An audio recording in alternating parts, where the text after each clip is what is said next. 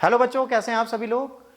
आज हिंदुस्तान में अगर आप रहते हैं और भगवा कलर की बात करते हैं और भगवाधारी हैं और भगवा को बहुत मानते हैं, भले आप हिंदू हो, मुस्लिम हो, सिख हो, ईसाई हो, कोई फर्क नहीं पड़ता। आज की डेट में यूपीएससी में एक बहुत इंपॉर्टेंट सेगमेंट है जो पूछा जा सकता है, वो है ज्योतिर्लिंग।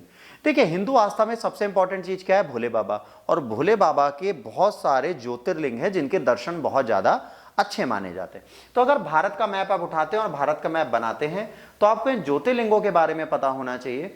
अगर ये ज्योतिर्लिंग आपको पता है तो ठीक है, अगर नहीं पता तो दिक्कत होगी। तो हम सबसे नीचे से स्टार्ट करते हैं। अगर सबसे नीचे हम जाएंगे तो सबसे पहला हमारा जो ज्योतिर्लिंग बच्चों मिलेगा वो कौन सा मिलेगा? रामेश्वरम।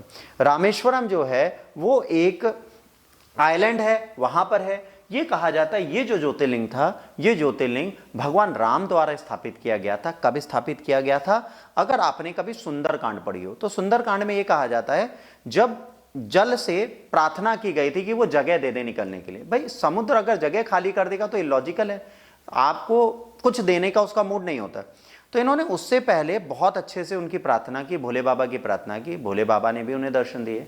तो यहां पर राम द्वारा शिवलिंग स्थापित किया गया जिसको बोला जाता है रामेश्वरम ज्योतिर्लिंग। और ये बहुत प्रसिद्ध आस्था का केंद्र है। यदि आप कभी दक्षिण भारत जाते हैं तो इस आस्था के केंद्र की तरफ आप जरूर जाएंगे। इसके बाद अगला आता है मल्लिकार्जुन। मल्लिकार्जुन जो है वो श्री सलीम एक प्लेस है आंध्र प्रदेश में, वहां पर सिचुएटेड है। यह मंदिर आस्था का बहुत इंपॉर्टेंट केंद्र है। इसके बाद अगर आप जाना चाहें तो भीम शंकर जा सकते हैं। भीम शंकर जो है यह कहा जाता है महाराज भीम जो पांडवों के भाई थे उनके द्वारा बनाया गया था, उनकी आस्था का प्रतीक है। भीम ने यहां पर प्रार्थना प्रारंभ की थी भोले बाबा की, इसलिए भीम शंकर है। त्र्यंबकेश्वर एक बहुत पुराना शक्तिपीठ है नासिक महाराष्ट्र में। त्र्यंबकेश्वर में कहा जाता है जिनको एक धार्मिक आस्था कहती है, जिनको संतानोत्पत्ति नहीं होती, यदि वो दंपति यहां जाके पूजा करती हैं तो उनकी मन्नतें भोले बाबा पूरी कर देते हैं। इसके बाद ग्रीनेश्वर है, ये भी महाराष्ट्र औरंगाबाद में है। तो आपको क्या दिखा? भीमा शंकर महाराष्ट्र में है, त्र्यंबकेश्वर महाराष्ट्र में है और ग्रीनेश्वर कहां पर है? महाराष्ट्र में औरंगाबाद के बाद है। उसके बाद आते हैं हम ओमकारेश्वर, ये खांडवा मध्य प्रदेश में। अच्छा, ओमकारेश्वर जाने वाले लोगों की संख्या कम है, परंतु आस्था के प्रतीक में ओमकारेश्वर साधना के लिए सबसे बड़ा मंदिर माना जाता है। यदि यहां आप जाते हैं तो ओमकारेश्वर में आप बहुत अच्छी साधना और ध्यान मग्नता कर सकते हैं। महाकालेश्वर सबको पता है, उज्जैन में महाकाल का मंदिर है, जहां पर जो राख होती है शवों की, प्रातःकाल उसको लाके इनकी भस्म आरती की जाती है। विश्व में इकलौता ऐसा मंदिर है जहां पर डेड बॉडी की, चिता की राख को लाकर किसी देवता की पूजा की जाती है।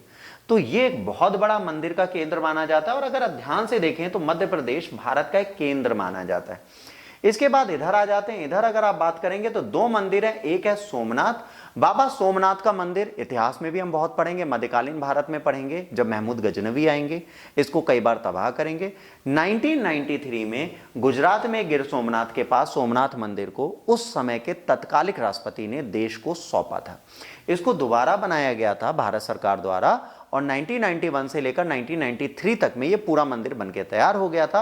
और आज जो सोमनाथ मंदिर देखा जाता है वो आधुनिक भारत की देन है, प्राचीन काल की नहीं।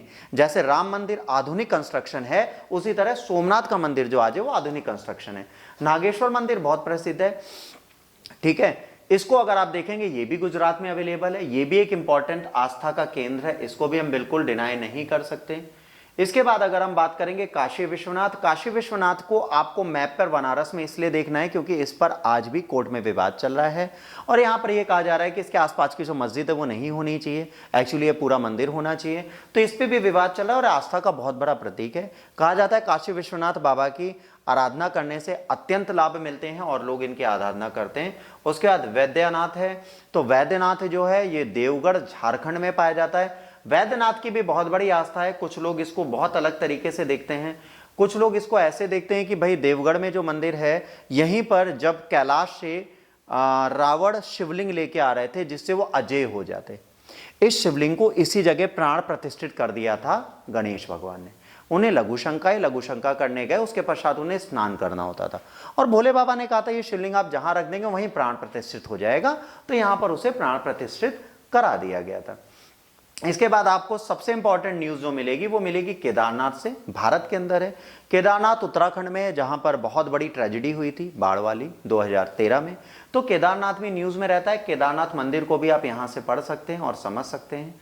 देखिए, इतने इंपॉर्टेंट मंदिर हैं आज की डेट में जो भारत के अंदर है। अगर आप नेपाल में जाएंगे तो पशुपतिनाथ भी एक बहुत प्रमुख शिव का मंदिर है, बट आज हम उसकी बात नहीं करेंगे। इतने मंदिर हैं, इनको आप मैप पे बना लीजिएगा तो भारतीय आस्था का एक प्रतीक भी आपके पास रहेगा। अगर एग्जाम में ज्योतिर्लिंग पूछे जाए तो ये 12 के 12 ज्योतिर्लिंग आपको याद रहें। लेक्चर अच्छा लगा तो लाइक शेयर सब्सक्राइब करिए। God bless you.